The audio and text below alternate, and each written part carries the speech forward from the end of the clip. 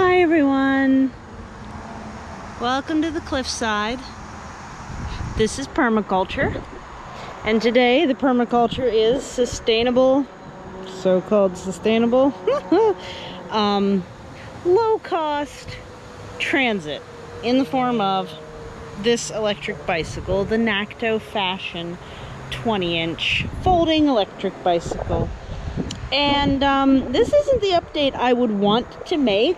Probably only about 3 weeks into owning the thing. And that update is right here. Fell right off while I was riding. And, okay, so I purchased this in August of 2020. Meaning that, this is a period of time when electric bicycle companies are heavily overworked. You might hear wind, you do hear the highway, I'm sure.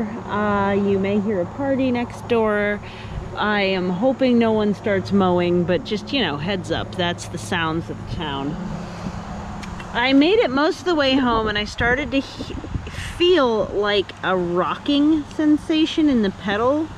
And I didn't know if I didn't tighten this down enough, because that was my job, to put on the pedals and mount the stem.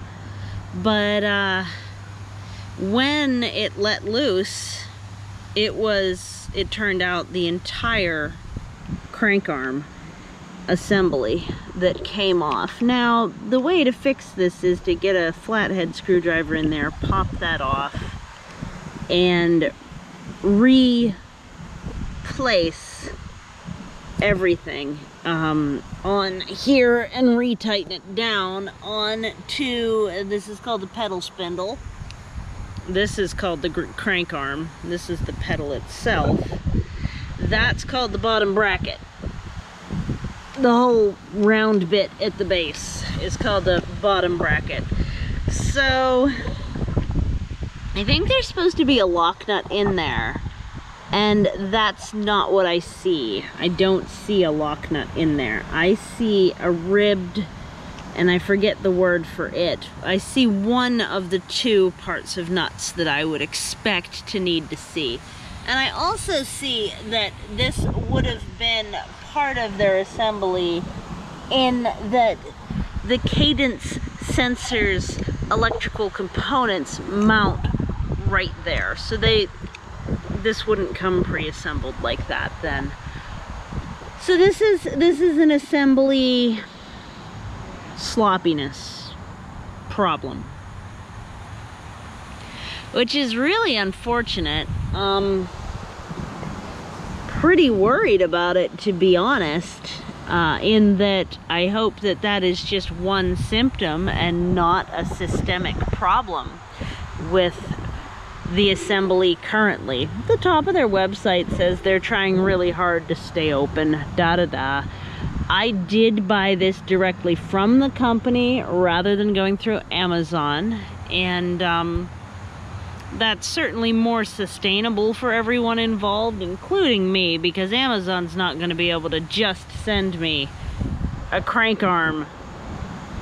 So I sent a Facebook message back. That's the way that they contacted me primarily when the package was on its way. So I thought that might work. But I sent that on Wednesday night and I haven't heard anything. It's now Saturday.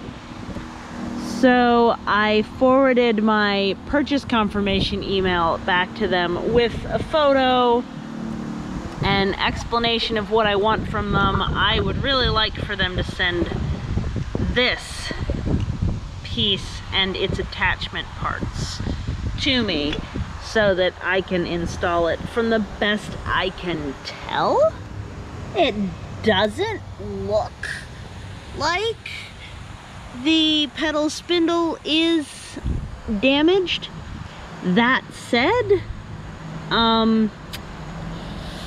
I can't really tell without starting to thread this in, so perhaps that's something I should do. it's also not a job I really want to undertake, is replacing the whole bottom bracket, because that bottom bracket has bearings and grease and all sorts of things going on, just like the head gasket does. That's not a small project. And of course, with the electrical being integrated with it here, I'm not sure how much that's going to impact the project as well. So yeah, that's concerning. Not entirely sure how I will further approach that, but you know, I was only riding it a couple times. I thought it was 48, but then I checked the mileage to work. I'm under 35 miles on this. I thought it was under 48. I'm under 35 on this. And so that's super concerning, considering that I rode for 2 years on the other bike and 205 or 210 miles on the other bike that I have that's a similar cheap electrical bicycle. 2 years, 200 plus miles, and it didn't break down until that point. And when it broke down, it was also repairable. The spokes on the rear wheel started to snap, and then, well, they loosened. I'm sorry, they didn't snap. They loosened, and when one came fully loose, it ricocheted and broke a bunch of them. So that is something that a heavy rider on a drivetrain wheel are going to experience. And this one is an especially drivetrain wheel on these types of bikes, because that's the motor. So that's 200 plus miles in before I had a single problem with my Cyclomatic CX2 folding bicycle. And this one, I'm 35 miles and I already just am having pieces fall off. Pieces that should never fall off. So I'm concerned. This is definitely not the update that I would have liked to be giving on this bicycle, obviously, because I was really excited about getting it and starting to use it. I do think I'm going to install a throttle on the CX2. It can always be disconnected, but oh gosh, is that nice to have. There's this phenomena that happens when you're trying to get up to speed, is that you have to do about a round and a half of pedaling before the motor kicks in with the cadence sensor, and it's just the way cadence sensors and hub motors work. That's why mid-drive motors are becoming more popular. But in tandem with a throttle, which is set to the same top speed, it's just not legal in Europe, and technically not legal in my state either. But you don't have to use it. And I'm allowed to use it on the road. I'm just not allowed to use it on the bike trails and the rails to trails and stuff, which I think is fair. And I don't necessarily even engage pedal assist on the rails to trails. I'm just biking. So that's a thing. I do still want to upgrade to 3 pedal assist, but we'll see if it works at all. Yep. So I'll give you another update later. I do have a side-by-side that I want to do.